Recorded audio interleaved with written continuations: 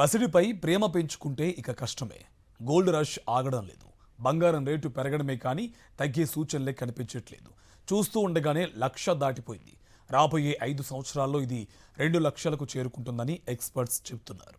బంగారం ధర రోజు రోజుకి రికార్డు స్థాయిలో దూసుకెళ్తోంది. పసిడిపై పెట్టుబడులు ఎక్కువ కావటమే రేటు పెరుగుదలకు కారణమవుతోంది. రాబోయే రోజుల్లో గోల్డ్ రేటు మరింత పెరిగే అవకాశం ఉందని బులియన్ మార్కెట్ వర్గాలు చెబుతున్నాయి. భారతదేశంలో ఈటీఎఫ్ రూపంలో బంగారం డిమాండ్ పెరుగుతుందని ట్రేడ్ జీని సిఓఓ త్రివేష్ పేర్కొన్నారు. సెంట్రల్ బ్యాంకుల బంగారం కొనుగోలు, భౌగోళిక రాజకీయ ఉద్రిక్తతలు, యుఎస్ డాలర్ ధర, ద్రవ్యోల్బణం వంటివన్నీ కూడా బంగారం ధరల పెరుగుదలకు దోహదపడుతున్నాయంటున్నారు.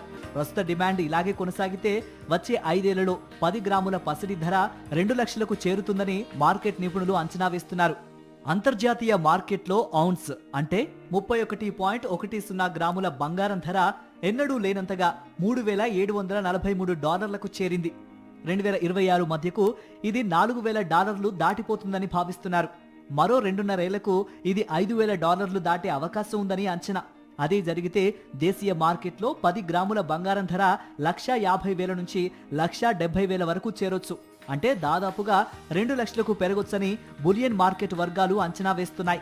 తాజాగా ఢిల్లీలో 24 క్యారెట్ల 10 గ్రాముల బంగారం ధర 1,18,900 రూపాయలకు పెరిగింది.